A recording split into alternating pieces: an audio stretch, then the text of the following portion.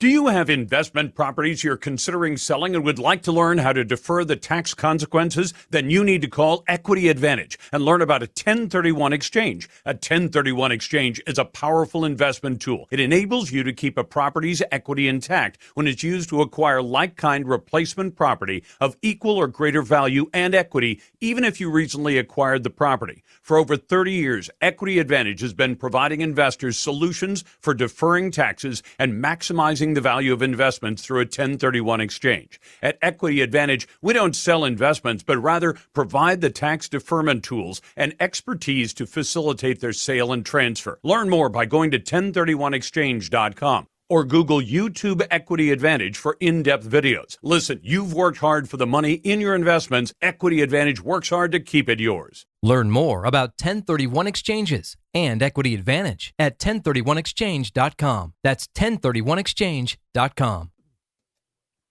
Welcome back to the Lars Larson Show. And why does the government try to jack citizens around this way? I'm going to give you a great example, and it doesn't involve some monumental issue like billions of dollars. It involves one of the most popular tourist attractions in the Pacific Northwest, which sadly is under the control of the government. And now the government, which is trying to push other policies, most particularly public transit, which is incredibly unpopular, and I'll tell you why.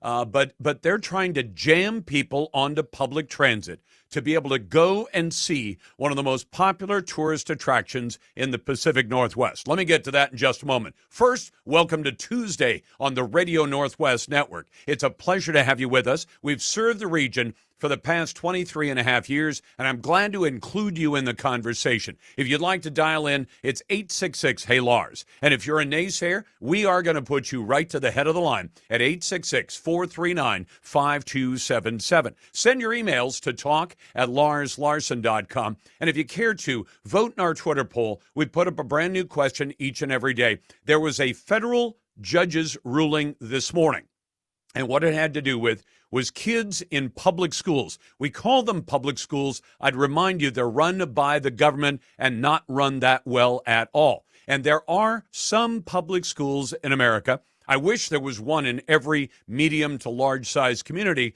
where you have to qualify to go.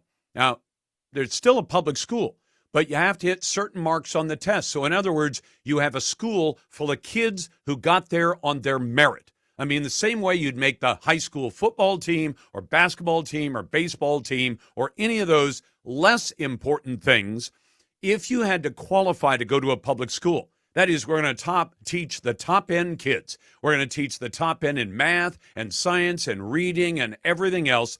Then you have a qualification to get in, just as you usually have to qualify to go to a public university. Here's the question based on today's ruling, crazy ruling from the federal courts. Should government high schools, meaning public high schools, limit smart students from getting in to let more dumb students in? Now, I would say no to that. I would think most people with common sense would say no. Guess what? The federal court says it's okay to limit the smart kids, especially the smart Asian kids, from getting in because we have to let dumber kids have enough room to get into the school. I'll give you all the details a bit later, but let me tell you this. Should government high schools limit smart students to let dumber students in? I would say no. You can vote any way you like at Lars Larson Show and at larslarson.com. Brought to you by Ultimate Truck Services. If you rely on trucks for business, Ultimate keeps your biggest assets on the road and running right. Find them at ultimatetruckservice.com. Yesterday, I had asked you, should the government notify you if a sex offender is about to move in next door? 97% of you said yes, as did I. Only 3% of you said no. That was based on Jay Inslee line item vetoing part of a brand new law which said we have to let people know when predatory sex offenders, level 3, are going to move into a neighborhood. We have to let the neighborhood know. Jay Inslee said no. We should not tell average law-abiding citizens when a sexual predator is about to move in. I know that sounds crazy, but that's crazy, Jay. So let me tell you this. In Oregon, the thing that is rated as the number one tourist attraction in the state of Oregon, and somewhat by definition the state of Washington too, because both states share the Columbia River Gorge. But that's the number one tourist attraction for Oregon. And the signature site to see is Multnomah Falls. And I'd be willing to bet that most of you listening to this have been to Multnomah Falls. It is the tallest waterfall in the state of Oregon. It is the second tallest year-round waterfall in the United States. And it is a sight to see. And guess what? Your government servants, they like to call themselves public servants. They're going to serve you, and not in a good way. They're going to tell you that if you want to see Multnomah Falls, you've got a couple of choices. You can walk to Multnomah Falls. It's quite a trip. You can bicycle to Multnomah Falls, or you can take public transit.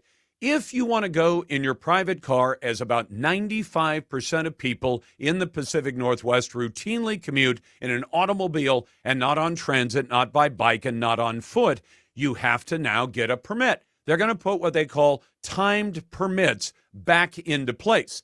It's going to cost you a couple of bucks. And you have to schedule it ahead of time because there's a limited number of timed use permits. That's bad enough.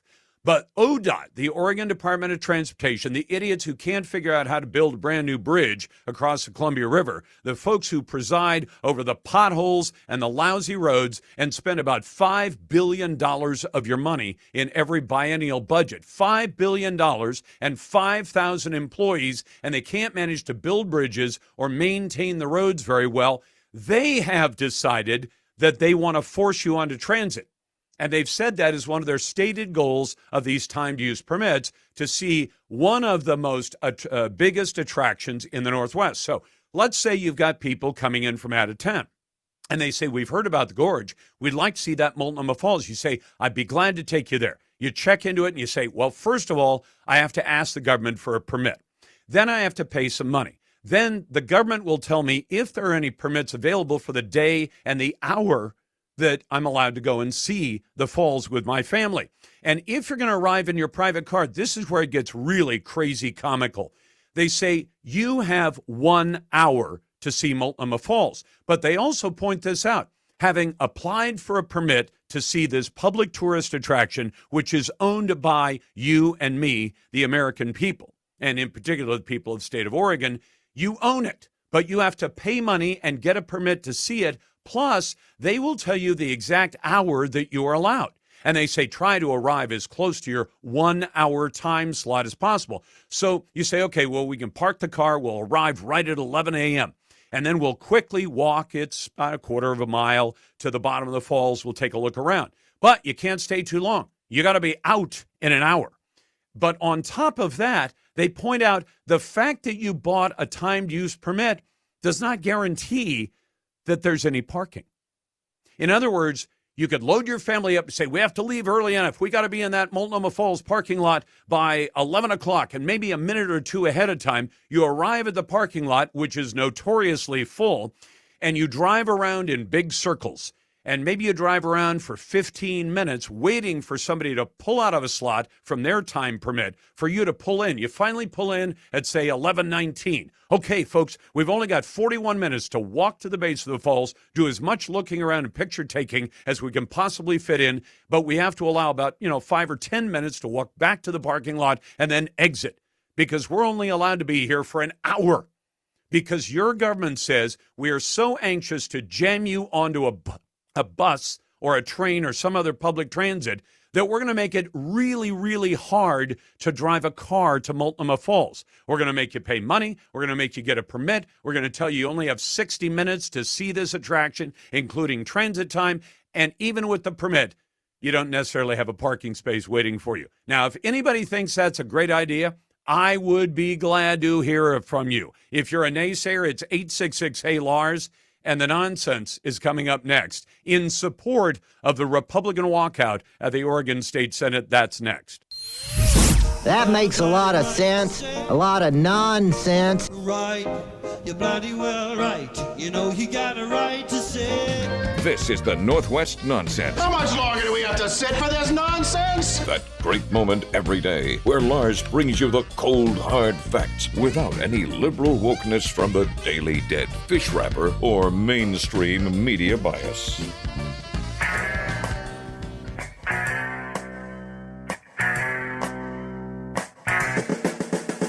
The Democrats in Oregon are crazy, there's no doubt.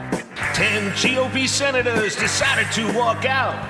To the Constitution, they had to be true. So they did the only thing they could do. Walk out on the Senate. Walk out on the Senate. Such bravery you don't normally find. But everybody knows that Democrats have lost their mind. That's the great Jim Gossett, our parody guy on the Lars Larson Show and the Radio Northwest Network, and he hit it perfectly because that's what I want to talk about. And it might surprise you to hear me say this, but I'm very, very happy that Oregon Senate Republicans have continued their walkout that shuts down bad legislation in Salem. Now, if you know Robert's Rules of Order and all that, they are denying the majority Democrats, rather the supermajority Democrats, they're denying them a quorum. And without a quorum, you can't vote on bills and pass bad legislation. And I'm not happy about their walkout because it benefits my political party, because it most assuredly does not. More than 2/3 of Oregon voters approved a law that says that if you walk out for 10 days, even if you walk out for a really great reason, you can't run for re-election. Now, the courts seem very likely to find that unconstitutional, but until they do, it will wipe out a lot of GOP senators, who I hope are replaced by other Republican senators, but that's not guaranteed. That promises to hurt Republicans who are already a largely powerless minority in that lawmaking sausage grinder that we call the legislature. Still, consider just one of the bad laws that this walkout has stopped, and then you tell me if it's not a good deal. The law permits, if it were passed into law, and the Republicans have blocked that, it permits government agencies like schools and social services to obtain an abortion for your 10-year-old daughter without your knowledge, without your consent as a parent. Now, that's bad enough. It also permits chemical castration of your teenage son in the name of gender affirmation. And for the same gender affirmation, it permits, say, double mastectomies or puberty blockers for your teenage daughter. I know, it's disgusting, but like with the Ginsu knife ad, it gets worse. It even gets rid of a pesky law that makes it a crime if a woman takes her newborn baby and buries it in the backyard or literally ditches it in a dumpster. That is currently a crime. It would not be if the Democrats' law gets passed. It is well worth your political position to stop monstrous nonsense like that. At least that's the way I look at it. I'd be glad to hear a naysayer's argument otherwise. It is well worth it every day of the week and twice on Sunday. Now, our Daily Grill.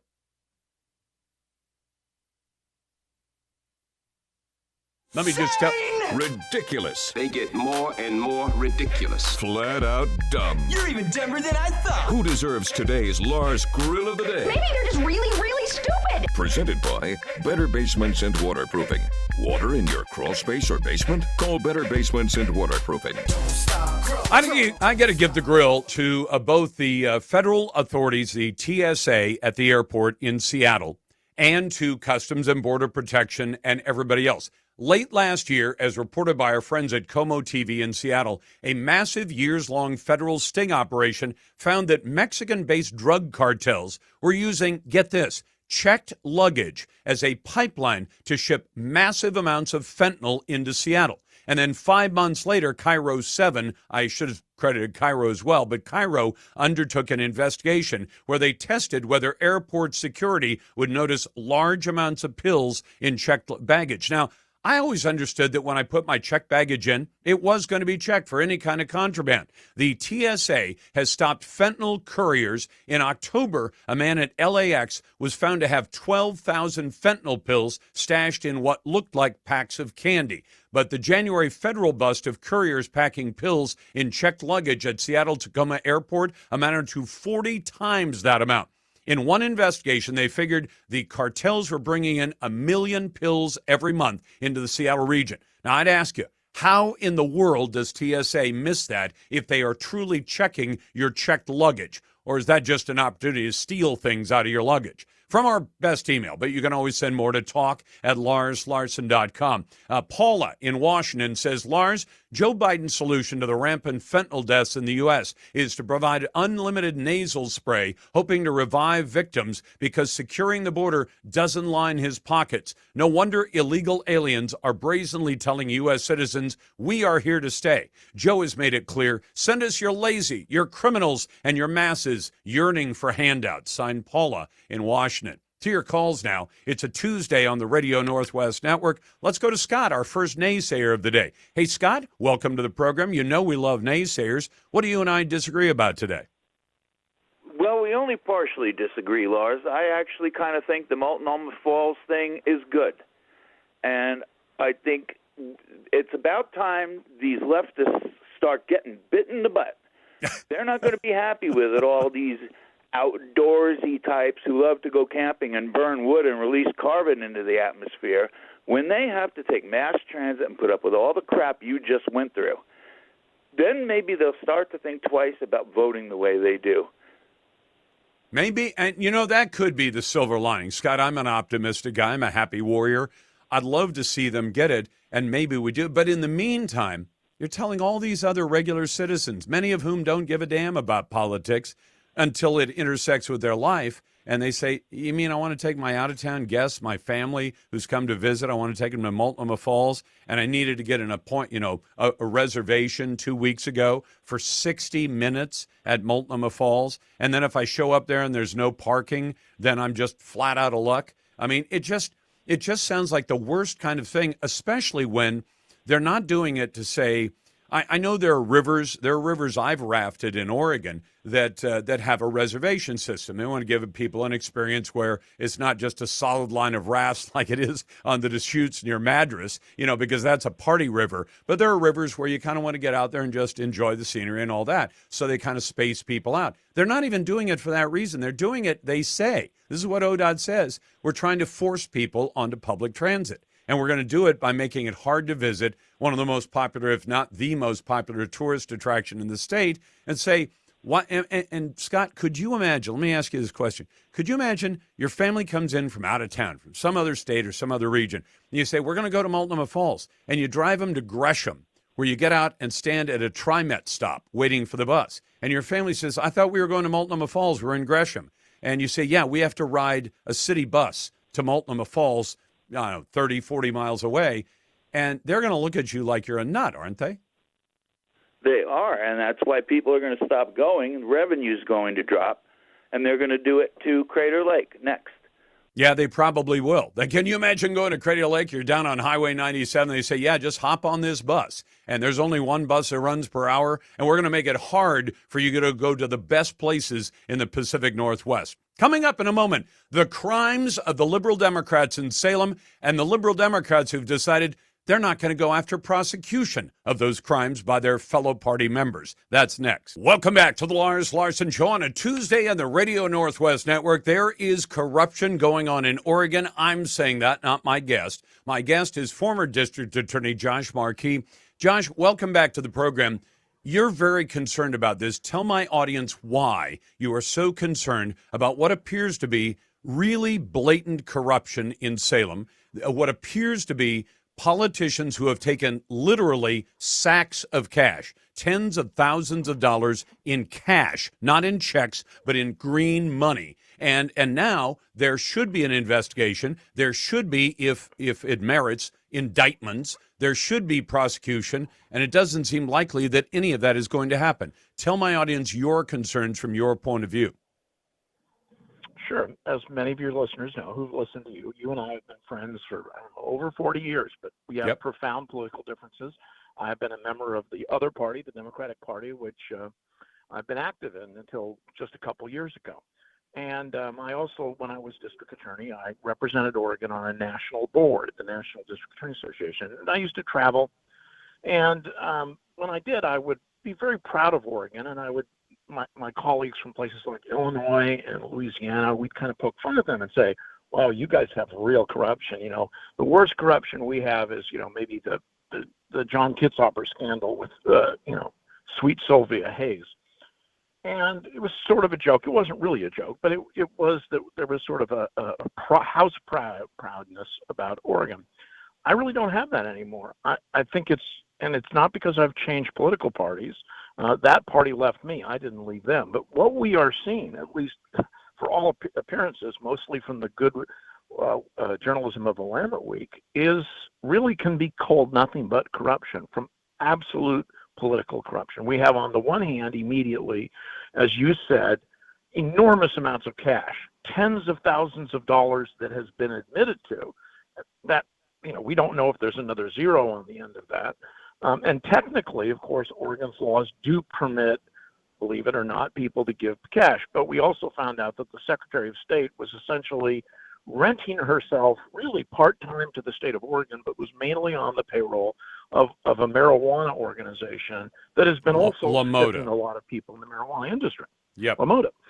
And then at the same time, completely divorced from that, we have the national FTX scandal, which is the organization that was supposedly distributing cryptocurrency, which I was still a little nervous about. And this one turns out to be a multi-billion-dollar fraud. A couple people have already pled guilty. More people are going to go to prison. And the Oregon Democratic Party accepts its largest ever contribution, $500,000 from FTX. And it's already been determined that it was done in felonious violation of Oregon law. Very simply, in Oregon, for all the other stuff we allow, people have to put their real name or the name of the organization that's actually donating the money. And that was deliberately concealed. And in Oregon, the other thing that's not commonly understood is the election laws, the criminal election laws, of which there are not many, are supposed to be enforced. The police is supposed to be the Secretary of State, and the DA or the prosecutor is supposed to be the Attorney General. All we have to do is just look at what I just talked about for the last 5 minutes. The Secretary of State has just resigned in disgrace. It turns out that the previous Deputy Secretary of State, who used to be a high bigwig in the Democratic Party, had apparently waived off any objections to the FTX contribution. And what we heard today, I think in the Oregonian, was that Ellen Rosenblum was, quote, recusing herself. And I thought, wow, well, that's great. That means they're going to appoint a special prosecutor or ask a former attorney general or somebody like that. Nope, that's not what that means. That apparently means she's going to hand it off to her hand-picked chief deputy. And by the way, Josh, to me, that would be like me saying I'm involved in something and it involves the show. So I will recuse myself from any decision making, but I'll let my executive producer, Donovan, make the decisions instead, which means you're going to get the same decisions you would have got from me, right? Or he works at your direction and you pay his paycheck. Yeah, absolutely. You're not. And he also knows, as he's investigating, if he were to actually be called upon to do that, he knows if I do an investigation Lars isn't happy with, he waits a couple of months and gives me a pink slip and sends him down the hall, which could happen at Ellen Rosenblum's office. The Attorney General is saying, well, my deputy will take care of it. But my deputy also knows who signs the paycheck. My chief deputy. My chief deputy. Not just my deputy, my chief okay. deputy. Let me ask you some nuts and bolts questions. Do you believe that felonies were committed based on the evidence we have in front of us now? We don't know everything, and there might be more if there were an investigation. Do you believe that felonies have been committed? Well, that's presumptuous of me, but I think the standard is that at least there is some evidence that a felony may have been committed, enough that a grand jury or appropriate investigatory body should look at it. Yes. Is at this point, given what they're saying, how they're going to handle it, both the governor, the acting Secretary of State, and the Attorney General, is it likely at all that there will be any real investigation of this? No, not if it's going to be, and this isn't even personal, never mind that, what my objections, I didn't support Tina Kotek when she ran for governor. I actually did support Ellen Rosenblum when she ran for AG. It's almost irrelevant to the personality. You can't expect people with a vested political and personal interest to say that they're going to investigate themselves. It's just absurd. And by the way, Val Hoyle, who's a member of Congress, used to be a state elected official, Bureau of Labor and Industries commissioner. Val Hoyle took money from LaModa. Was that likely legal or illegal, and does it deserve to be investigated? I don't know if it was legal or illegal, like Oregon's laws are too, but I think there are sufficient questions about it that an independent prosecutor, who shouldn't be worried about whether their job is going to vanish or their means of making a living is going to vanish, should be able to independently look at this. Now, we haven't had this happen in Oregon. I've been involved in Oregon politics for 40 years. This is really, as I started off saying, this is not like something we've had, and we've got to be able to separate the personality. And it doesn't matter whether you're really a Democrat or Republican. Hold on. This stinks. Let me push back. This has happened about 7 years ago. John Kitzhaber allowed his girlfriend to operate an influence peddling scheme physically from his office, and he ended up resigning. So that was the shot across the bow. She sold favors. She took large amounts of money, which she had never got before, and then she got in his ear, and John Kitzhaber took demonstrably different positions on coal and other issues after she sold those favors. So that was a great example where somebody got paid and a politician got bent. Now, that happened, and everybody knows it happened because Kitzhaber resigned about a month into his historic fourth term. So his successors have apparently decided, well, nothing happened to Kitzhaber, and nothing happened to Hayes. They didn't get prosecuted. They had to pay a little fine, and that was it.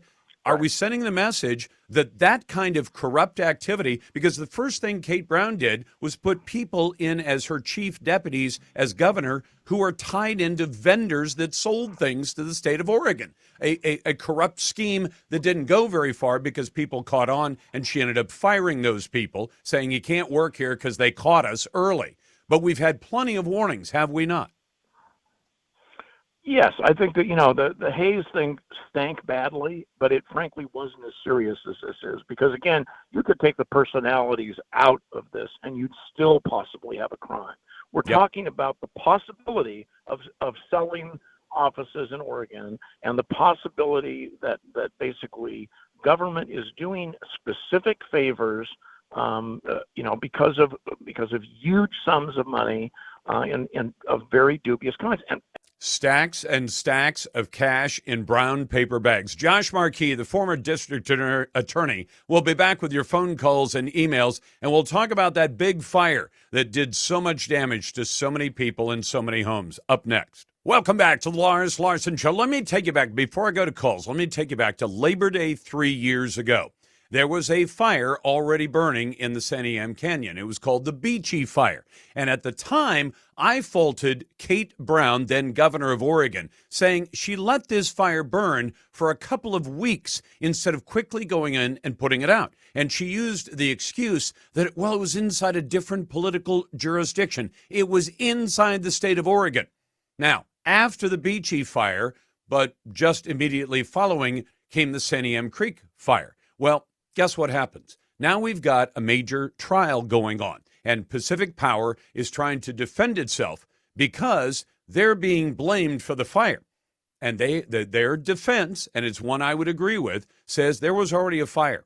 That Pacific Corps says most of the wildfires in the Santiam Canyon ignited from the embers of the Beachy Creek Fire and not from their power lines. I believe that's actually true. I said it at the time. I said, you've got a governor who ignored a fire because she was held back by a political boundary in which she said, we can't go fight that fire. It's on the other side of a boundary. And I remember making the argument, if your neighbor's house caught fire and he wasn't home, and you said, well, I'd go over there with a garden hose, but I'd have to cross onto his property to do it. Do you think any sensible person would say to you, oh, you're absolutely right. You shouldn't put that fire out. It's on somebody else's property. And if you cross that property line, somebody's going to yell at you. No, you get the damn garden hose and go put the fire out. But Kate Brown didn't do it. And Beachy Creek turned into Santiam Canyon. Hundreds or thousands of homes are lost. People were forced from their homes. People died. And all because of political boundaries. And now they want to blame it on the power company. I got no particular dog in the fight in favor or against Pacific Power, but I think they're right. This wasn't their fire. This was Kate Brown's fire. Let's go to Dennis. Hey, Dennis, welcome to the Radio Northwest Network. What's on your mind? Well, Lars, I disagree with you a little bit. I'm going to stick up for ODOT, even though I don't like them. I drove shuttle bus out there at the falls a number of years back. Multnomah Falls, for everybody listening. Yeah, okay. You drove a shuttle bus. And And at that time, parking was impossible. You could drive out there and you would find that the gates were closed to the parking lot because it was clear full, and you had no choice but to go mosey on down the highway. I've got a solution. Highway, I've got a solution. Okay. Can I finish? You know what? If you're ODOT, you don't do this because ODOT hates cars and loves buses. You know what I would do with a place that's constantly full of people wanting to park? I'd build a parking structure.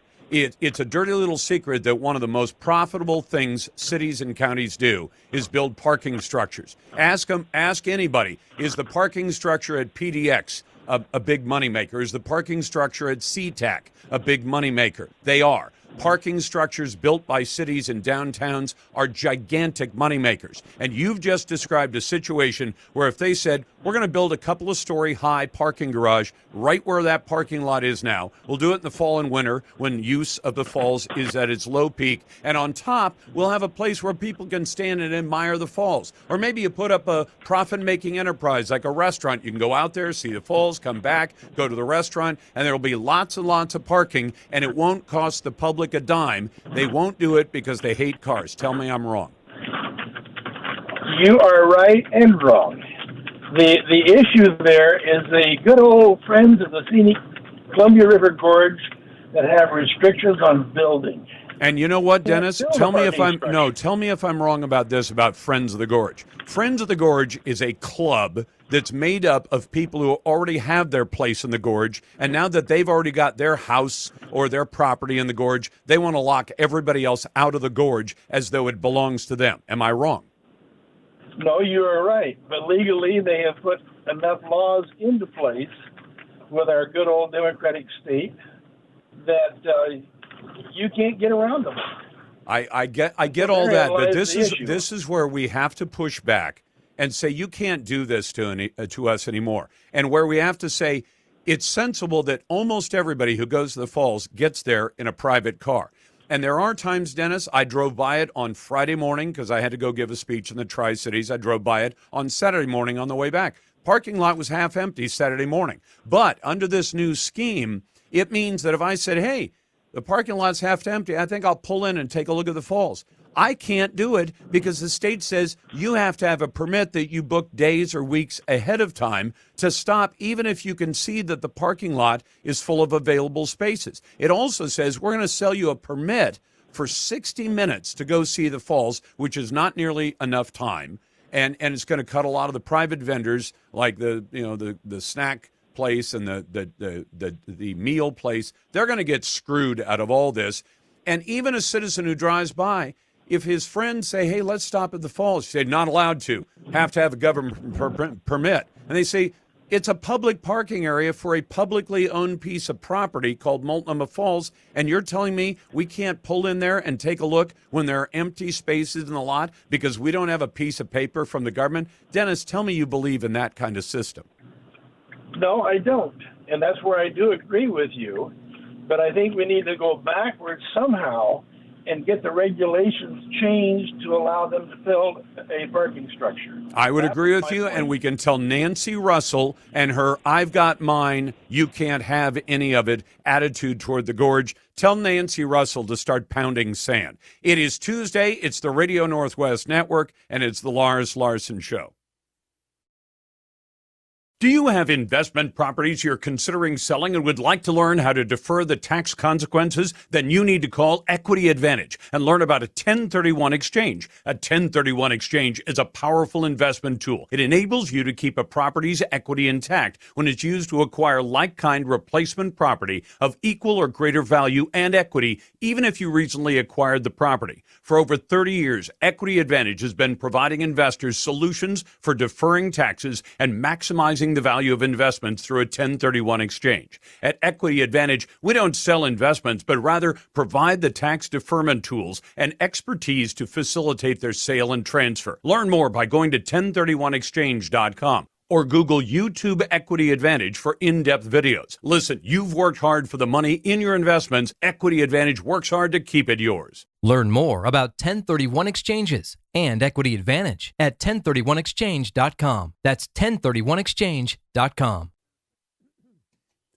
Welcome back to the Lars Larson Show. It's a Tuesday, and it's the Radio Northwest Network, and it's always my pleasure to spend the afternoon with you. If you want to join what we call, and we do live up to this, the best conversation in talk journalism, it's right here every weekday at 866-HEY-LARS. And if you're brave enough to be a naysayer, I mean, if you come prepared with a solid argument, I spend half the breaks, the commercial breaks and the news breaks that you hear, writing emails to people who've written to me saying, bring up this issue. And I say, if it's a great issue, choose somebody well-spoken, choose somebody who knows the issue. I'll put them on. If I don't agree with you, that's okay. We love naysayers at this program, but I kind of lit people up with a couple of things today. Number one, our Twitter poll. Should government high schools limit the number of smart kids they let in? In other words, say, you're smart enough to get in. We got too many smart kids. We got to limit the number of smart kids to let more dumb kids in. Now, you might not like that characterization, but I like characterizations that cut right to the core of an issue. If you're going to say we have a special school, I think there ought to be one of these high schools in every middle-sized to major city in America. There is one in the Commonwealth of Virginia that I'm familiar with. It is called TJ High. That's how they call it locally. It's Thomas Jefferson High School. And what's special about it? Even though it's a public school, you have to take a test and qualify to get in. Same way you'd have to qualify with your skills and abilities to be on the football team or the basketball team or the baseball team or be part of the golf team. Yeah, you got to show your merit. And that is meritocracies. They don't care about gender. They don't care about whether you wear women's underwear, men's underwear. They don't care what color you are. They care about whether you can get it done. And now a federal judge has said it is okay for what is described, TJ High is described as the nation's top high school, that they are allowed to limit the number of smart kids, particularly smart Asian kids, so they can let dumber kids in. And do you agree with that? I would say no. But you can answer the Twitter poll any way you like, at Lars Larson Show and at LarsLarson.com. Brought to you by Ultimate Truck Service. Ultimate keeps your biggest assets on the road and running right. Find them at UltimateTruckService.com. Second issue, I kind of sounded off on Multnomah Falls because, crazy as it sounds, it is one of the best tourist attractions in the Pacific Northwest. The Columbia Gorge ranks as the number one tourist attraction in Oregon, but Washington State shares the Columbia Gorge. And now we have ODOT, which is on a jihad to get you out of your car and onto a bus. So they've decided to artificially limit by saying you can only visit the falls, which is owned by the public and it's on public property. You can only go there if you get a permit and if you pay some money. And you schedule the permit days or weeks ahead of time. And when you get there, you have 60 minutes to exit your car, walk or run to the falls, see everything you can see, and then walk or run back, get in your car, and leave in 60 minutes. Now, they also tell you, but even having a permit, one of these time use permits of 60 minutes, when you show up at the parking lot, if there are no parking spaces, I guess you just orbit around the parking lot waiting for somebody to leave. If that takes you 15 minutes, that cuts into your time. And ODOT, the Oregon Department of Transportation, which doesn't seem very capable at all, they can't build a new bridge across the river, they say we're doing this to push people out of cars and onto public transit. And then I'd ask anybody who lives in the Northwest, if you've ever gone to Multnomah Falls, would you ever take your family and friends and say, we're going to see Multnomah Falls, but we're not going to drive there. That would be too easy. We're going to drive to Troutdale. We're going to drive to Sandy, or we'll drive to Gresham, and then we'll get on a city bus with all the meth addicts and all the homeless people, and we'll ride out to Multnomah Falls, and then we'll have to take a city bus back. If your friends and family were still your friends, and were willing to admit you were part of family, would they think you were crazy? Let me go first to Josh. Hey, Josh, welcome to the Lars Larson Show. What's on your mind? Hey, Lars. I literally just went by Multnomah Falls here, and the parking lot's three-quarters full. But it's 2.5 miles if you want to go to the top of the falls. Yeah. You better be a really good athlete to make it up there and back in an hour, because that's a pretty good incline. I've done it before, and it takes a little bit. Yep. Now, I've done it too. What about the fee for getting towed? I looking on the website, I didn't see anything about tows or tickets if you go over the limit. So do we just do like what BLM did, and just when there's no rioting and the stuff during 2020, do we just civil disobedience and just, do what you want. I guess that's it, is just say, screw your permit. I'm going to pull in here. I'm going to park here. And it's none of your damn business. This is a piece of public property. Because how else to respond to this when they admit, ODOT admits, they're not doing this because the falls are too popular. And when you pulled by and it was 3/4 full, that means you could have said, hey, let's go see the falls today. We got some time. But you're not allowed to pull in there once this time permit nonsense goes into place. And you know who's really going to get screwed? And I've had a lot of emails about this. There is a restaurant there. There is a gift shop there. There's a little hamburger outfit there the last time I was there.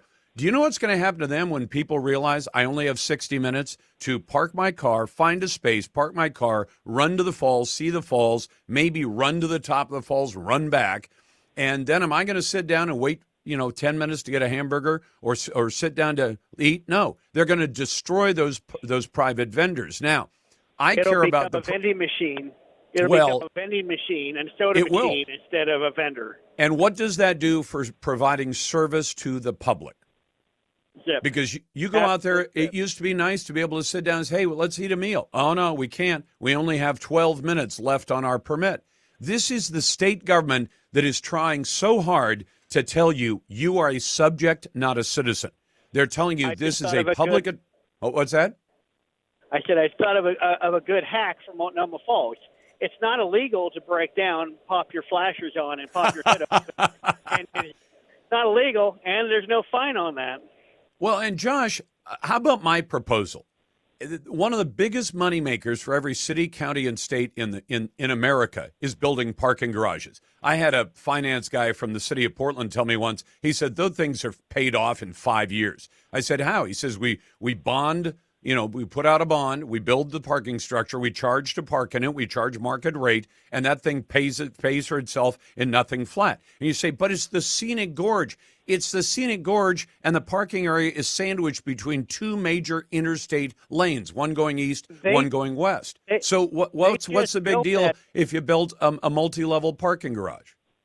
They just built that big spandex mafia corridor for the bikes along the gorge there. Yes, they did. Bicyclists on the thing there, they don't have to pay.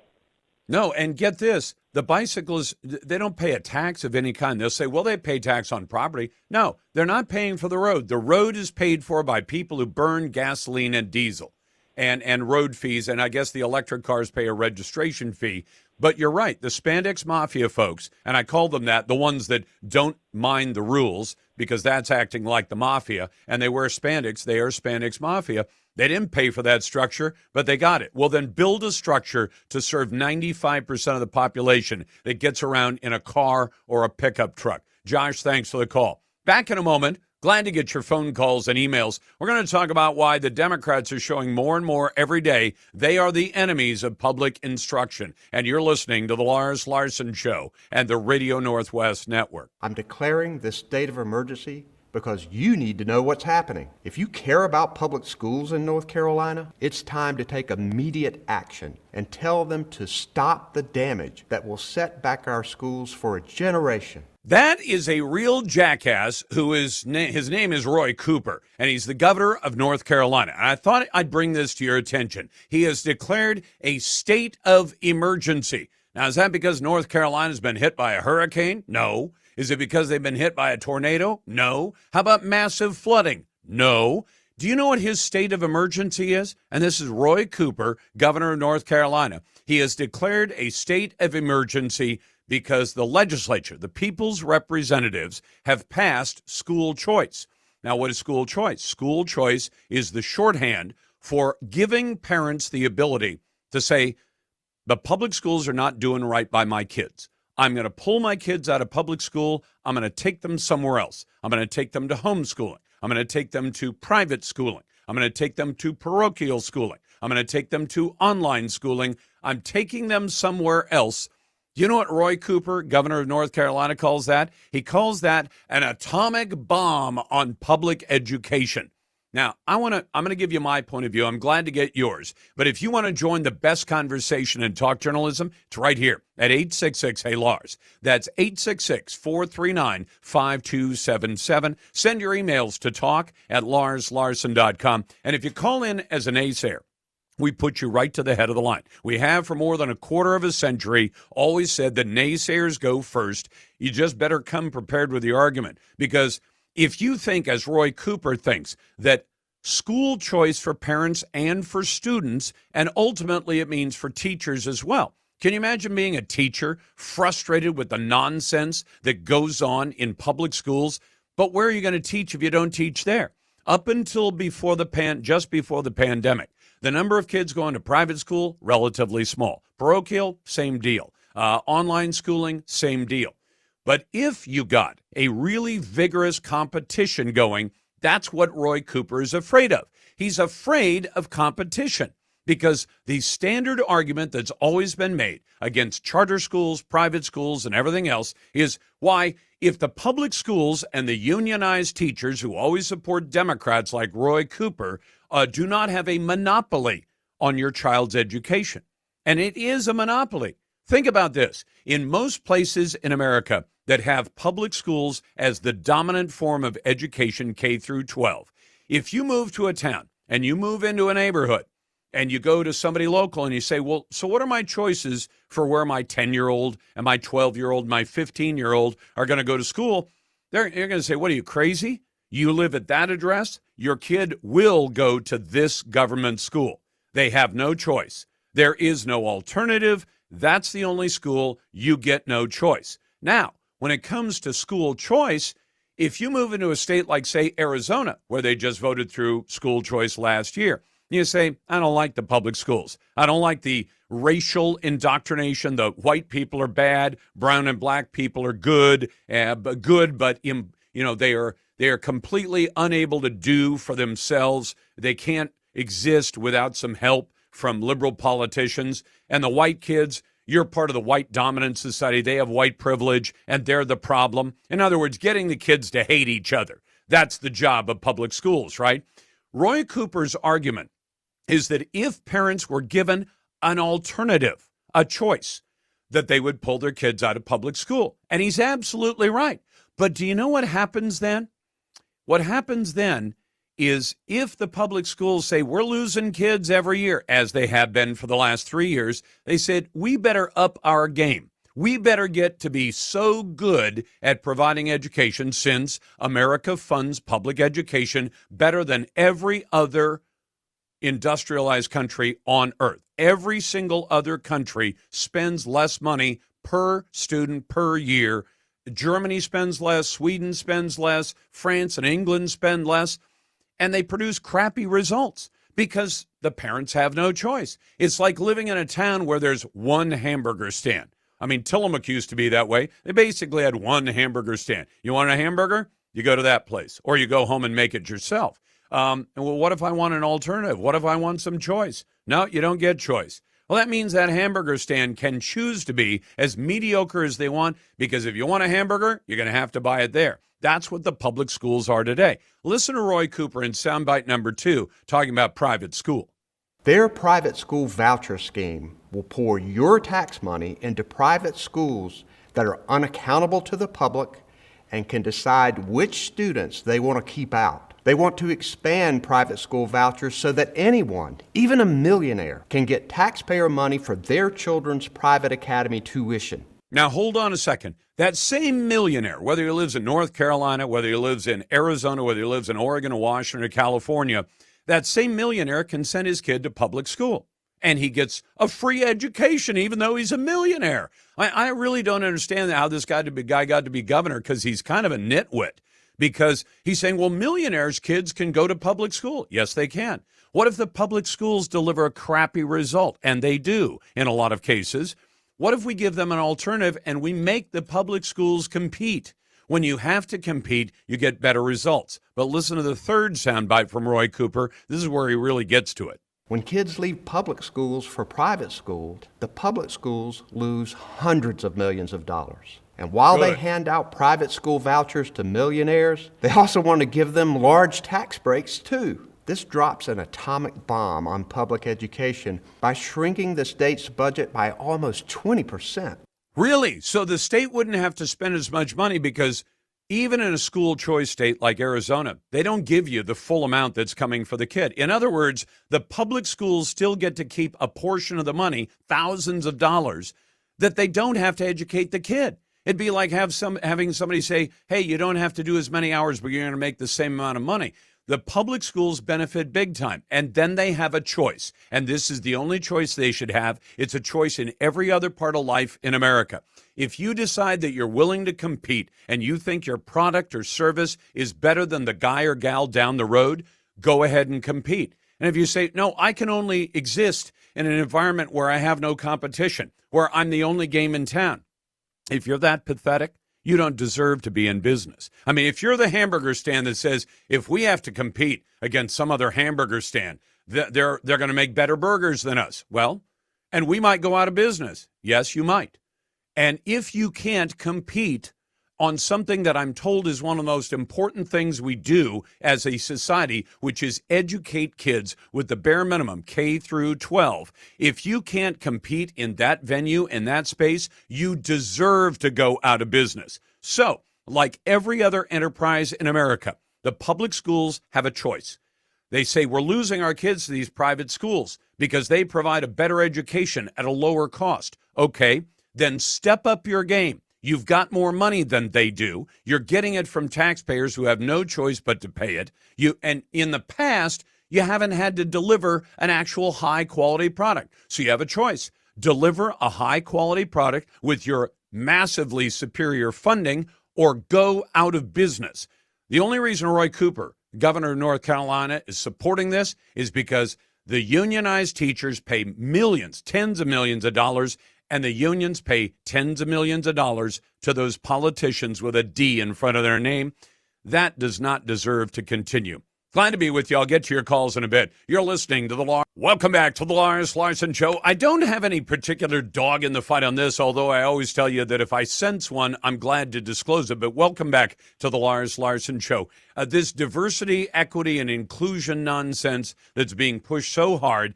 And even if you say, well, I'm not affected by that, I'm not going to a school or a university, and I choose not to buy products or services from those companies that do it, whether you know it or not, you may be roped into this nonsense because of your 401k, because of your IRA, because of your company pension plan, and a lot of other places. And the guy who knows that better than most is Scott Shepard, a fellow at the National Center and director of the Free Enterprise Project. Scott, welcome back to the program.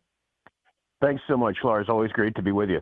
Thank you for that. I want you to help my audience understand what's going on with these DEI policies, because I've gone chapter and verse on the diversity, equity, and inclusion is one of the most racist and exclusionary policies I've ever seen. I don't expect you to necessarily endorse that point of view, but that's my point of view on this, where companies say, we're going to go for equity, which usually doesn't mean equality. It means we're going to hire with an eye toward race or gender or a bunch of other factors.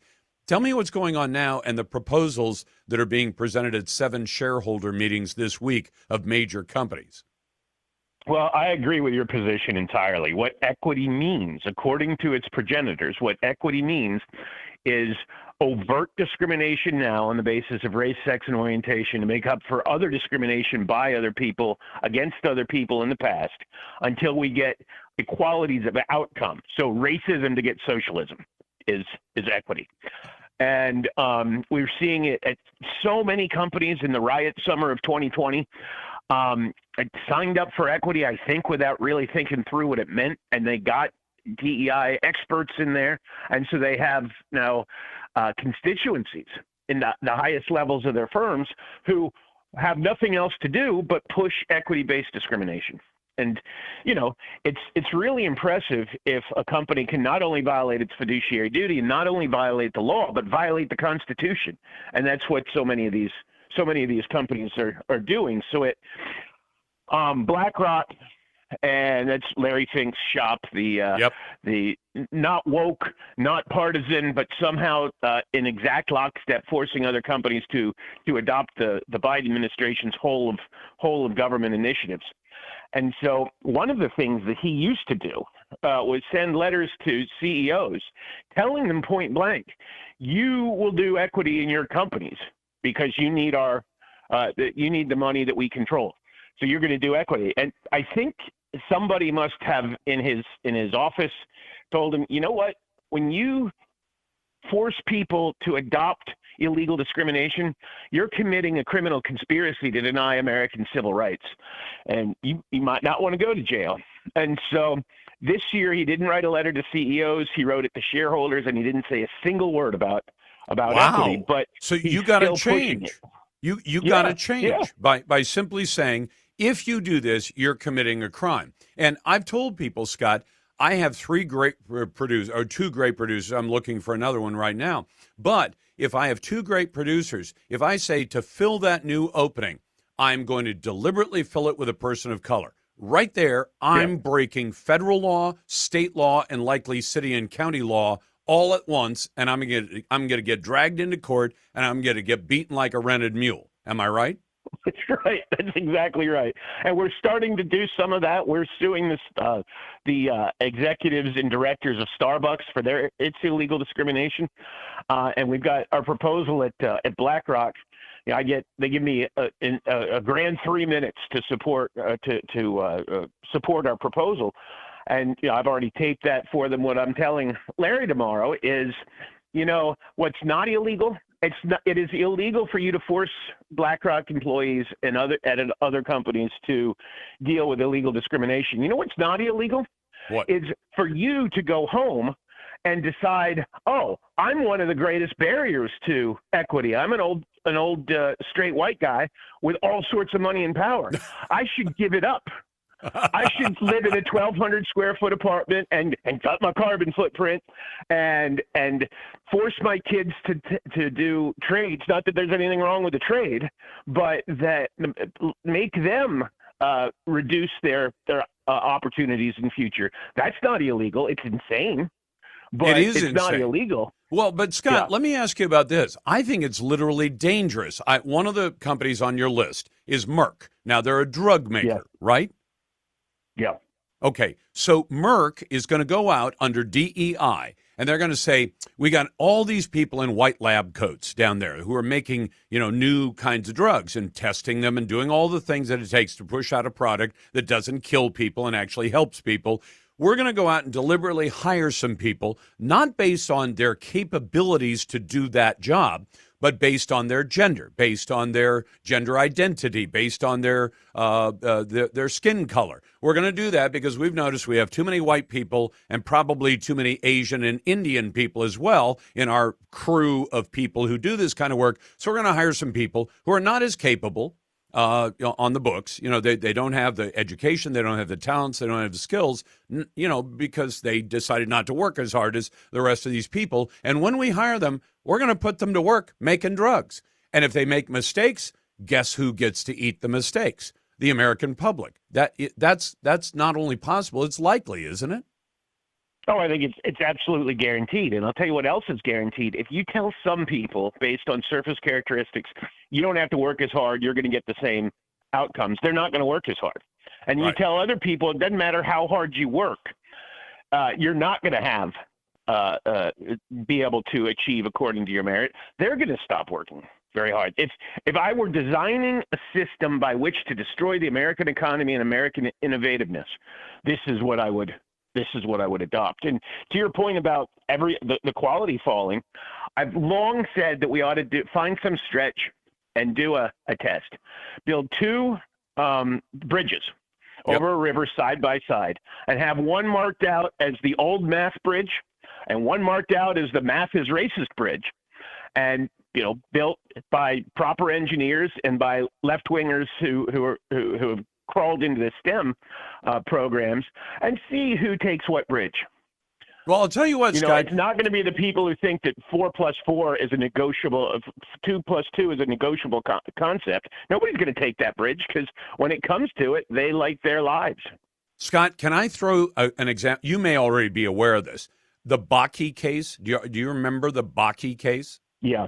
Okay. Bakke case was a person of color, black man, who wanted to be a doctor. And there was a white guy who wanted to be a doctor. And there was one slot, and the courts finally decided the black person gets it, even though he's not as qualified as the white guy. So he goes through medical school. there was a report, and I have to give him credit. Jeff Jacoby of the Boston Globe actually followed this one through.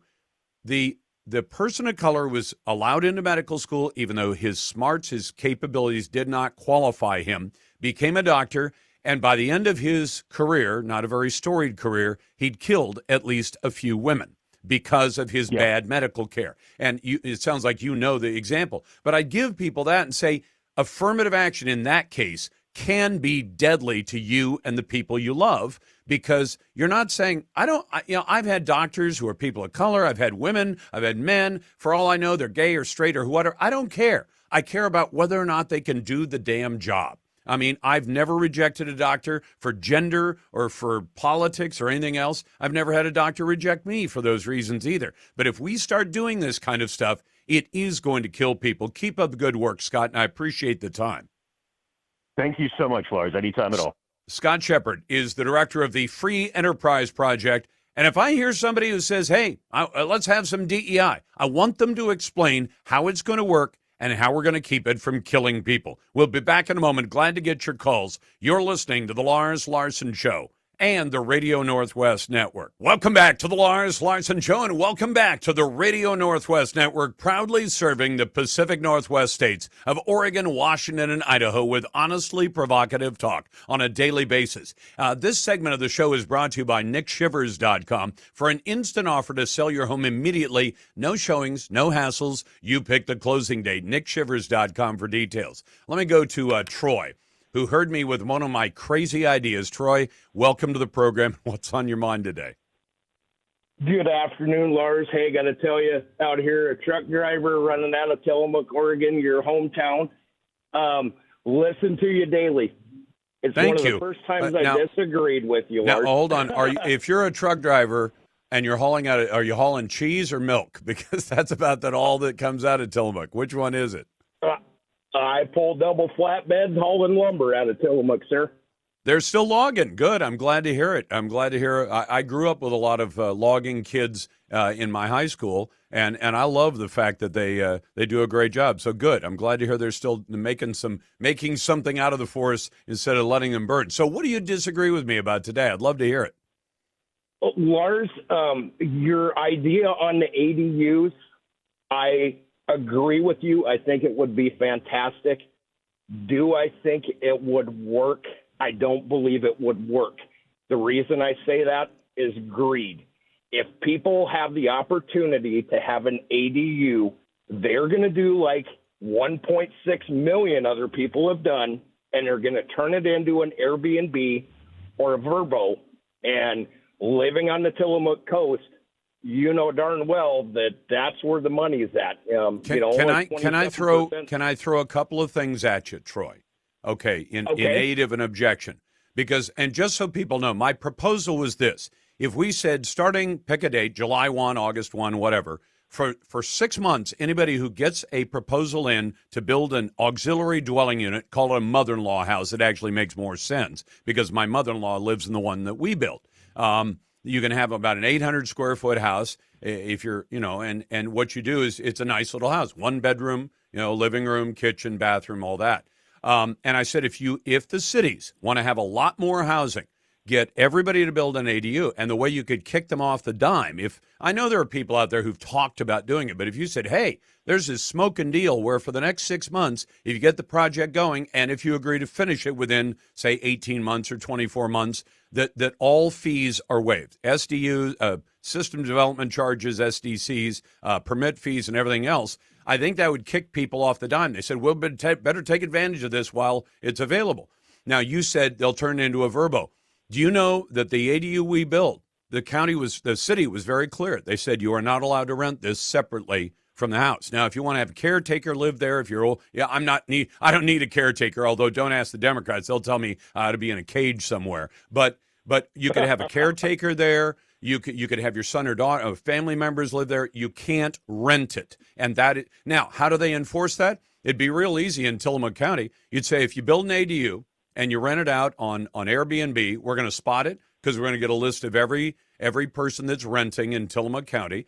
And you've agreed when you built it not to rent it out as a rental. It can't be. And in fact, it's deeded such you can't sell it separately from the house. And the county and the city were very clear about that when we built the darn thing. So, those rules are already there. And if you say, how hard would it be for somebody at Tillamook County Planning and Development or whatever they call it, the bureaucracy down there, to say every month we get a list of all the new places that are listed for rent. And if there's an ADU on there, we're going to send them a notice. Say, you agreed in writing not to rent this thing. You've now turned it into an ADU or into an Airbnb. You're not allowed to do that. Now, you know that going into the deal, so it's not unfair. If you said, I want to build it as an ADU, and the city says, well, if you build it as an ADU, you can't rent it as a rental. You can't rent it as an Airbnb or a Vacasa or whatever. Then the rule's already there, just like everybody else who, if you're a truck driver, do you have your hazardous materials permit? Not any longer. Okay, and when you had one, you could haul hazmat. If somebody says, hey, Troy, we got a hazmat load, you go, I can't haul it. I don't have a permit. If you build an ADU and you don't have permission to rent it, then you don't rent it. And if you get caught, there's a penalty. You say, stop renting it. And that's fair to everybody if you understand the limits going in. Now, does that answer your objection? Absolutely. And if they were to do that, I 100% agree with you, Lars. I'm willing to bet, Troy, that since the rules of Clark County and City of Vancouver are about the same, they're pretty close to the same all over the Northwest. I'm willing to bet in Tillamook County they already say you can't rent it. You can't turn it into a vacation rental. And you say, well, that's not fair. You say, you want to build a vacation rental, pay all the fees to build a vacation rental house. But if you want to build an ADU, because we want people to build extra housing, and it would house a lot of people. It would house a tremendous, or you could even say you're allowed to rent it month to month, but you're not allowed to rent it weekend to weekend. Now, that would take care of another objection. You could say, if we need more housing, if I was allowed to rent that, my mother-in-law's in it, so she wouldn't like that. But if I was allowed to rent that ADU, I might say, well, there's a college kid who needs a place to live. This is a little teeny 800 square foot, house, basically. We could do that. And if the county let you do it, but only as a 6 months at a time or a year at a time, they could make those rules and then enforce them. It wouldn't take but somebody looking at a list once a month to say, yeah, these people appear to be violating it, send them a letter, and there's a consequence for that. Just like there'd be a consequence, Troy, if you picked up a load of hazmat and they said, Troy, you don't have your hazmat anymore, and some cop pulls you over, you got problems. But you knew that when you drove away with the hazmat load. Troy, thanks for the call. You got the Lars Larson Show. Welcome back to the Lars Larson Show. It's a pleasure to be with you, and it's a Tuesday on the Radio Northwest Network. We endeavor to serve the Pacific Northwest states of Oregon, Washington, and Idaho with honestly provocative talk every single weekday. And you're welcome to join the conversation at 866-HEY-LARS. That's 866-439-5277. Send your emails to talk@larslarson.com. I just want to remind you, one of the numbers that I get from a guy like Todd Myers, who's environmental director with the Washington Policy Center, is that right now, every time you pull up to gas up with diesel or gasoline for your private vehicle, you're paying north of 50 cents. It may be, Todd will correct me if I'm wrong, it may be 60 or 70 cents a gallon more for fuel because of Jay Inslee's climate nonsense. And I thought we'd talk about whether or not Washington State's climate agenda is just an attack on common sense. Hey, Todd, welcome back. Yeah, thank you for having me on. And yeah, right now, diesel producers are charging about 56 cents a gallon extra for diesel per gallon. Because of the Jay Inslee carbon scheme, right? That's exactly correct. They actually itemize it as the system is called cap and trade, so they call it cap at the rack. Rack is where they buy the wholesale, and so they say 56 cents a gallon for diesel. So when I get people saying, and I tried to anticipate it the last time we talked about this. I said, when you pull up the pump, you're not going to see, and the tax is this much, because it doesn't go on at the pump. It goes on before that fuel ever comes in the big, long silver truck and gets dumped into the tanks at the station. The cost is already added before then, so they've actually camouflaged it so you can't see where it's being added. That's correct, but if you compare, like if you just go to Gas Buddy and you compare Washington's average prices for regular gas to Oregon's regular prices, what you will see is that at the end of December, they were virtually identical in terms of average price. And now Washington's are about 50 cents a gallon more just since the beginning of the year. And that's not a coincidence. The law took effect at the beginning of the year. So you are seeing it. Now that was the intention. And in fact, the Department of Ecology and the Inslee administration, who had denied that it would have any impact, they previously said it would have about a 1 to 3 cent a gallon increase. I just found out, I was just checking their webpage recently, they have scrubbed that from their webpage. They no longer make that claim, which they were making up until last month, because they recognize the reality is it is driving prices up. Yeah, because, and there's a piece of, I don't know if you call it transparency. Transparency is usually when you do tell people information, but when you've told them demonstrably false information and you don't want to be called on it and you scrub it off your website so nobody says, Jay, it was going to be 1 to 3 cents and now it's 55 cents, and you call them out on it. I don't know what new term of art we can invent for that. Let's talk about how climate science is taught in schools, though. And what this means. I mean, are the public schools now being used as a place to convince kids that when they pay that extra 50, 60, 70 cents a gallon, that it's all because of something we absolutely have to do? Yeah, so Washington State, in the most recent budget that was passed last month, has money that is designated for finding ways to include climate change and discussions of climate change in all curriculum, not just in science or not just in politics, but in all areas of curriculum.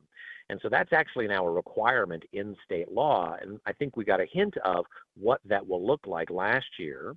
We found a curriculum that was developed in part by the Washington State Department of Health. And one of the first slides in the presentation, the curriculum presentation that they want teachers to use, it says, for too long, science and science education have emphasized rational thinking. What? It really said that?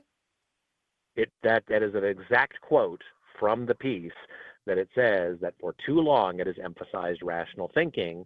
And it even goes on there to be, I think, really emotionally manipulative. It says that sometimes when you hear what they call mere technical assertions, right, which is data and other things like that, and you react, that you should listen to your emotions and not the technical data, and that ignoring your emotions in favor of data can be perceived as arrogant.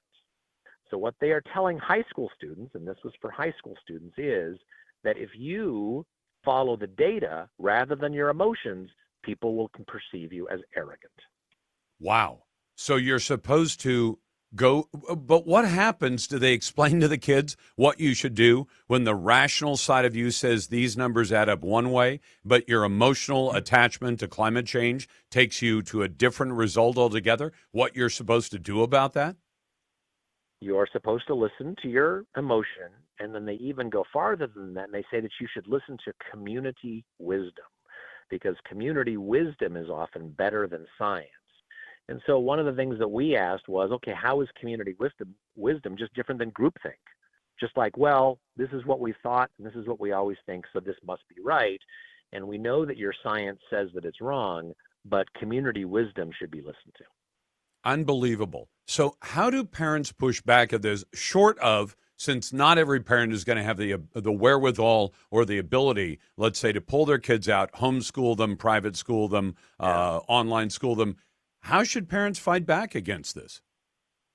I think the first thing is just be cognizant that it's really this bad. I think, when we talk to people about what's going on in schools or what's going on with, some of these issues, people are skeptical. It's like, really, it can't be that bad. And so that's the piece that I have in National Review Today outlines it. And then on our webpage at Washington Policy Center, we actually had a woman who was the former Science Teacher of the Year in Washington State do an analysis of this. So the first thing is simply to know that, in fact, really it is that bad. It is, some of the things that they're saying are crazy. And then second, to have the courage to deal with it and stand up to it, because once you shine the light on it, I think oftentimes they back away from it, recognizing that it is pretty crazy. Well, and then what kind of confidence should students have when they see that they're being fed a line of baloney that doesn't match up with the facts on the ground, when there is a way to match the line they're being given and the facts. Should the kids have any confidence at all in the education they're getting? Yeah, I think they should doubt, but I think that's exactly why there's stuff in there about that sort of emotional manipulation, where you say to high school students, look, if you are just following the data and not listening to your emotion, you're going to be perceived as arrogant. I just think any teacher who tells a student, you, by following the data, are being arrogant, I just think that is incredibly wrong. And so the pressure that these kids are under to conform and to, sort of ignore actual data and science is really awful. Absolutely right. Todd, thanks very much, and thanks for what you do at Washington Policy. Thanks for having me on. That is Todd Myers, the environmental director with the Washington Policy Center. Don't forget that number, 56 cents a gallon more for diesel in Washington state because you're paying for carbon credits you can't even see. Coming up in a moment, a young lady rents a bicycle, and then she's accosted by 5 young men who try to take it from her, and she ends up losing her job over it. We'll be back with that in just a moment. You're listening to The Lars Larson Show. No, record him. Help me! Please help me! This is not your bike. Please help me! This is not your bike. This is not your bike. Please help me! Help! Please get off me! What the is going on? Now, I got to tell you something. What you just listened to is an issue that popped up over the weekend. And what it involves is a young lady. And the young lady is working in New York City. And she's the one who had a group of young men, all of them black, and that became an issue because she's white, try to steal a bicycle from her. And guess what's happened now? Her employer, where she worked about 12 hours before that incident as a physician's assistant. So it's like the step between a top-end nurse and a doctor. So PAs are very common in medical care these days. She had just worked 12 hours on a shift. She is 6 months pregnant. She goes out to rent a bicycle. A group of young men try to steal the bicycle from her, which she had rented, and she ends up suspended from her job, and she may in fact be terminated from her job, largely because of the way her situation was presented on social media. Now, let me tell you more about that in a moment, but first, welcome to the Lars Larson Show. It is a pleasure to be with you, and I'm glad to take your phone calls and your emails at 866-HEY-LARS. And if you happen to be a naysayer, why, naysayers we put right to the head of the line at 866-439-5277. You can send emails to an easy-to-remember address, talk@LarsLarson.com. And, of course, you can vote in our Twitter poll anytime you like. You'll find that at Lars Larson Show on Twitter and LarsLarson.com on our website. But this young lady, who is now being branded as a Karen. Now, let me remind you who a Karen was. It goes back just a couple of years. But there was a young lady in a park, and in that case, it was in New York City as well. And she saw a man who was out bird watching. And he was watching birds. I mean, it's not a sport, but it's an avocation where you go out and you take binoculars and you look at birds. And he happened to be black, she happened to be white, and she starts screaming and yelling at him because she doesn't know why he's there. Well, it's a public park, lady. He had a right to be there. And she got labeled a Karen because she was sticking her nose into somebody else's business where it had no business, and she was being obnoxious. And that's a Karen. This young lady is something different. Now, over the weekend, I heard an interview with her attorney. And even though I thought it seemed clear she told the people who paid attention, look, I rented this bicycle. In most big cities, even some middle-sized cities in America, there are these bicycle rental arrangements. Sometimes they're done through the city. Sometimes they're done entirely privately, where you can go up and either use an app on your smartphone or you can use your credit card and you can rent a bike. And the way you get it unlocked from the bike stand is you punch in a code from your smartphone. So she has literal receipts that show that she paid to rent that bike and was about to pull it out. She was actually astride the bike. So here's this relatively short woman, 6 months pregnant, just finished 12 hours at work, and she wants to bicycle home. She rents the bike, doesn't even have it all. She had it out of the rack, so it was unlocked. And the only way you unlock them is by paying to rent them. And this group of young men come up and they start accosting her, saying, that's our bike. That's our bike. Well, they didn't rent it. There's no indication they rented it. And when I listened to her attorney speak about this, he said, look, she's got electronic receipts that show exactly what time she rented the bike and that she paid for it. Well, these young men, thugs, I would call them, decided to shove the bike back into the rack, which causes it to be locked up again. And then eventually one of her coworkers came by and said, look, just, walk away from this, go to one of the other bikes, rent that one and take it away. But these young thugs were telling her that's our bike. Well, the fact is, it's nobody's bike except the private company that put it there till you rent it. And when you've rented it, just like if you rented a house or rented an apartment or rented a car, that car or house or apartment belongs to you as long as you're renting it. They tried to steal it from her. I mean, they were standing around and apparently decided after she rents it, we'll take the bike away from her. We will go ahead and ride the bike or maybe even sell the bike or steal the bike, and she'll get billed for the bicycle. And she was objecting to this. And part of the video, and this is where I'll warn you of something that I run into all the time. Part of the video appears to show this woman just screaming and yelling at these innocent young black men. And I bring in color only because in this case, the reason she's being targeted, she happens to be white, they happen to be black, and social media immediately presents this as this privileged white woman is yelling at a bunch of young black men because she's stolen their bicycle. In fact, I heard a number of news stories that indicated she was suspected of taking their bicycle. Well, it didn't take too long because she has 2 receipts for May the 12th when this happened on a city bike. It's called CITI City Bike, and they were time-stamped just minutes apart. And when you look at what the receipts show, they show the bike being rented and taken out of the rack and then relocked a minute later. That's because the young man, with her sitting astride the bike, shoved the bike back into the bike rack, which caused it to be locked up again. They couldn't get the bike, but neither could she. But she was the one who rented it on her account. Now, I want to tell you something.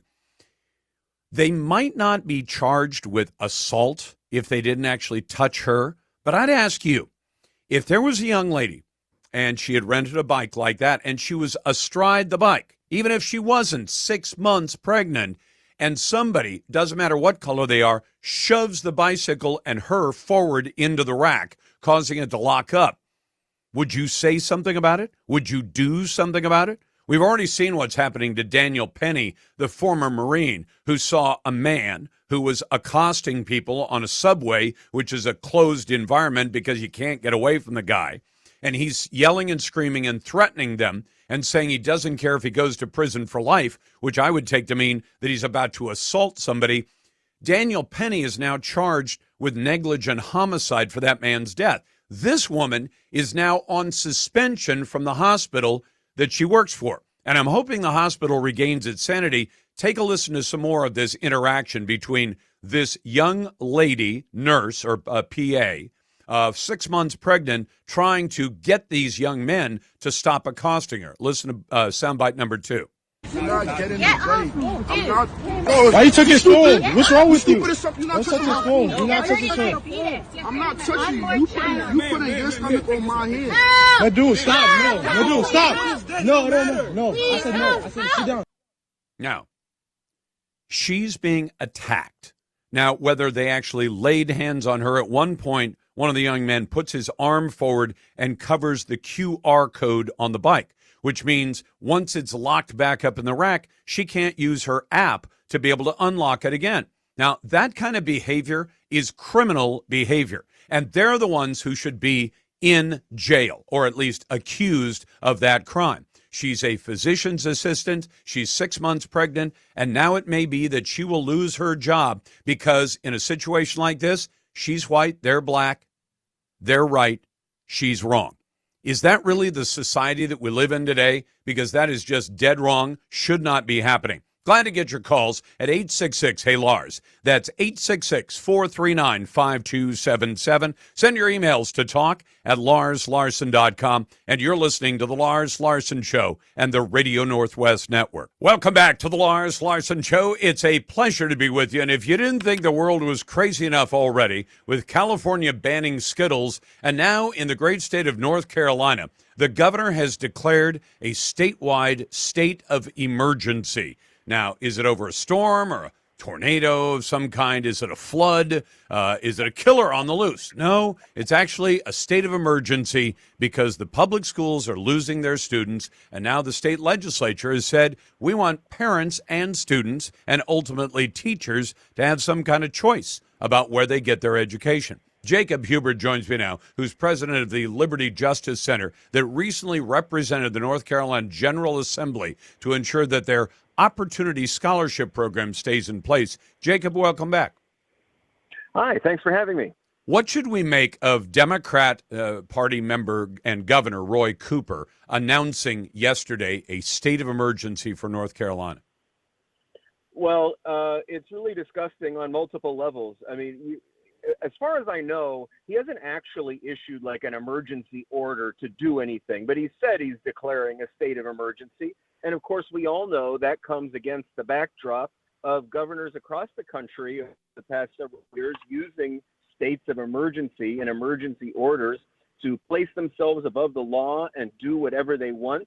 And he knows that we know that. So to even raise that idea that he's going to do something outside the law to get what he wants is really disturbing. And then, of course, there's what he's trying to do with this, which is to stop parents in North Carolina from having a choice as to where to send their children to school.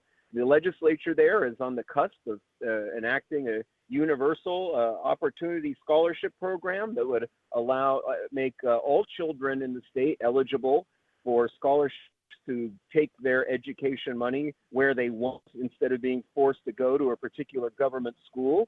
And so now he's raising this specter of an emergency that this is supposedly going to create.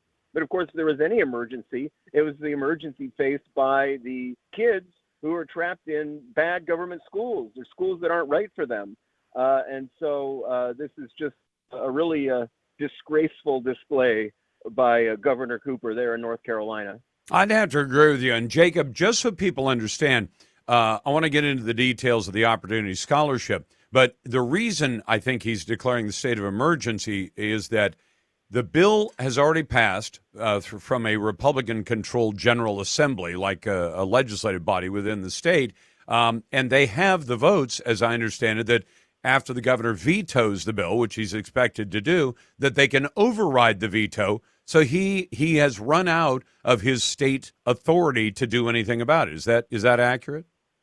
Yeah, that's right. As far as I know, the votes are there to override his veto, especially since back in April there was a Democratic member of the legislature who switched over to the Republican Party specifically because the Democrats were so intolerant on this issue of giving students a choice. And now that they have that majority, they do have enough, as far as I know, to override the veto. And so that's why he has to talk about emergency orders or a state of emergency. And Jacob, I'm talking to Jacob Hubert, who represented North Carolina, or his organization, Liberty Justice Center, did. Let me ask you a detailed question. If you don't have the numbers, let me know.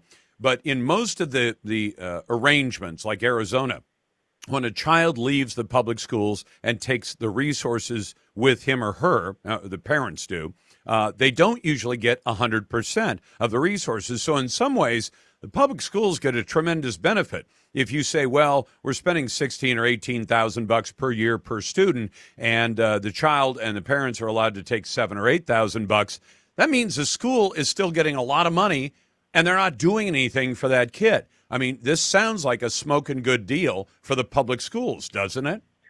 Yeah, that's generally how it works. They do lose some funding as a result of having fewer students, but they don't lose all of their funding based proportionately based on that student. I don't know exactly how that breaks down in the current version of the North Carolina legislation, but that's generally how it works.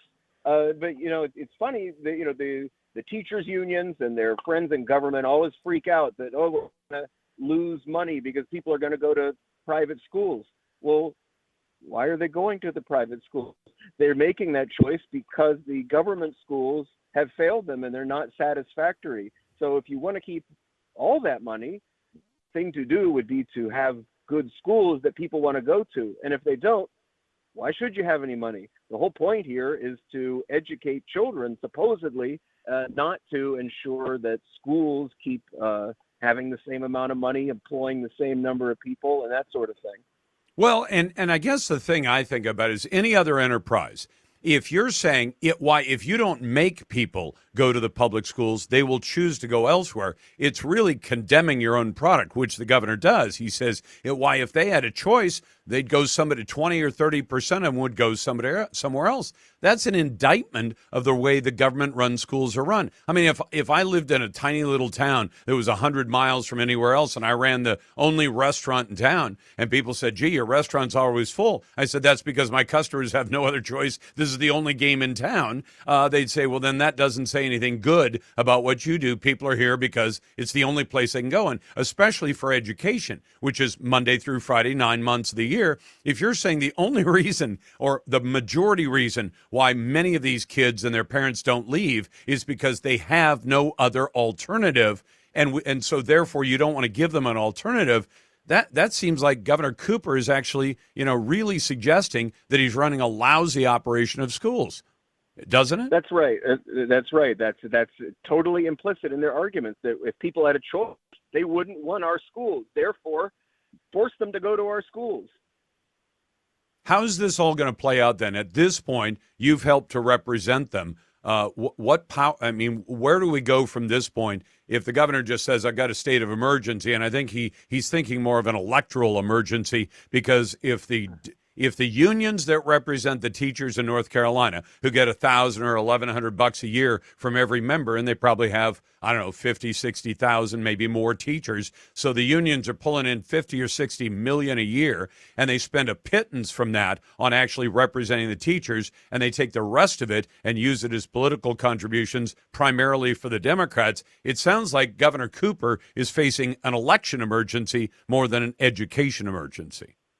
Yeah, that's right. And of course, this whole thing is a scheme, a scam, where the public sector unions, the teachers unions in this case, get money by representing the people in these schools in this case, and they turn around and they give that to politicians, and then the politicians protect the union's interest in having more money for the teachers, which is, of course, the teachers union's priority. I heard from somebody who went to the big National Teachers Union Conference recently, and they voted on, I don't know if it was 45 resolutions or something, and they said like 4 of them had to do with education. The rest of it is all political priorities. It's all about funding their politics and advancing their political agenda and enriching their people. And of course, children are pretty much an afterthought. At least educating children is an afterthought. Jacob, thank you very much, and thanks for what you did in this case. Jacob Hubert is the president of the Liberty Justice Center. They just represented North Carolina and its General Assembly, which passed overwhelmingly a school choice program called the Opportunity Scholarship Program. And now the governor of that state, a Democrat, is declaring a state of emergency because he can't veto it. That won't work. And he's worried about the unions losing a lot of money. Back in a moment, you're listening to The Lars Larson Show and the Radio Northwest Network. Welcome back to the Lars Larson Show, and it's the Radio Northwest Network, proudly serving the Pacific Northwest states, Oregon, Washington, and Idaho for the past 23 and a half years. Our Twitter poll today: should government high schools limit the number of smart Asian students from going to the school to let dumber kids in? I would say no to that, but as part of a federal court decision today that says that at the nation's top high school, which is TJ, Thomas Jefferson High School in the great Commonwealth of Virginia, that it's actually legal for the school to say, nah, we got too many smart Asian kids. Keep them out so we can let kids who didn't do as well on the test get in. I think it's crazy, but there it is. Our Twitter poll is found at Lars Larson Show on Twitter and LarsLarson.com on the web. Brought to you by Ultimate Truck Services. If you rely on trucks for business, Ultimate keeps your biggest assets on the road and running right. Find them at ultimatetruckservice.com. Paul is on the line from West Lynn. Apparently, Paul heard me talking about that nurse on the bicycle in New York City who was accosted by 5 young black men who effectively attacked her and said that the bike she had just rented from an outfit called City Bike, where you rent the bike, ride it wherever you want to ride it, park it back at a stall, and you're able to use the bike without actually owning it, that she is on her way to being fired from her job because she objected to having these 5 young black men take the bike away from her. Paul, welcome to the program, and what do you have to say? Well, thank you very much. I just had a few comments tangentially related to this situation. The first is it's eerily similar to that situation a few years ago where a Catholic school was at the Lincoln Memorial and a high schooler was wrongfully accused by the media of being disparaging to a Native American. And so I think the lesson is you got to get your narrative out there first in this world. Otherwise, you yourself will be disparaged. The second comment is there was a time in American society when the right thing to do as a young man or any man to see a pregnant woman, you can't hide being 6 months pregnant. You get up, you give them your bus seat, you open the door. All of these chivalrous deeds, now these gentlemen who were very rude to a pregnant PA are seen as the victims, and it's just such a bizarro world that we live in now. I'm not sure what men are supposed to do. I mean, a guy here in Portland tried to do the right thing with that crazy man on the TriMet that unfortunately killed like 3 or 4 Portlanders on the Max. Yep. He paid for it with his life. This guy does the same thing in New York, and he's seen as Daniel Penny. Blank. However he's described. And Paul, I guess what I wonder is, at what point and what part of culture says to a young man, you can go and harass a person? You can go and do I can't remember there's some trend where you just walk up and clock somebody with a roundhouse punch. And they attack women, they attack old people. And you say, what young man, no matter what color they are, what young man thinks it's okay to be entertained by just punching somebody to see what happens, or trying to steal this woman's bicycle, because apparently they figure there will likely be no consequence for them. And I think to a large extent, they're right. Do you think we're going to hear tonight that the police in New York City are out looking for the 5 young men and that they're going to arrest them for assault? Because I don't. No, I agree. You know, I mean, Donald Trump was wrong 30 years ago when he went after the Central Park 5. It's kind of a inverse situation. But you just have to have all the facts, and you have to always be civil and do the right thing. And I guess as raising young boys, you know, I'm not sure what to tell them. Don't stick up for people because you yourself could find yourself in trouble. Or dead. Too violently. So, or dead. Yeah. Or dead. I mean, but what you should tell them is you don't get to be entertained by harassing somebody, especially when you're picking. If you took a look at that young lady, the one who's pregnant, she comes up to about the shoulder of the young man. He's considerably bigger than her. As somebody who's not pregnant, he's probably more physically powerful than her. And she's being intimidated and threatened by this guy for no reason other than apparently he was being entertained by it. Thanks for the call, Paul. Let's go to Carl in Seattle, listening on KVI and the Radio Northwest Network. Carl, what's on your mind? Hey, I have 4 kids. When we lived in Michigan, most of them 3rd grade through 8th grade, put them in charter school. Good. My wife wasn't sure at first, and I said, well, you know, we live in a capitalistic society, but we use socialism to teach our kids. That's not right. And what is the product of a charter school or a private school? To turn out good students. Yep. And if we don't get a good product, a great education, we take our kids out and they fail. and that's the way it should be. Yep. And by the way, Carl, what do you work at? What's your job? Back then I was a youth pastor. Now I'm a stalker at a membership store. Okay. So if they say, hey, Carl, most guys are doing stalking, we want you to get to about 400 cases a day loaded up on the shelves or whatever. There's a measure. There's probably a metric. If all of a sudden you start producing 200 cases a day and everybody else is doing 400, I'm out. You're out, right? I'm gone. Now, you know Yep. the beauty of charter schools. I remember explaining this to people way back. They said, what does they mean by charter? I said, there's a charter, and it says we will do this job, and we will do it to a certain degree of completeness and efficiency and everything else. What happens if you don't? Then you lose your charter. That never applies to the conventional public schools. Thanks for the call. You got the Lars Larson Show.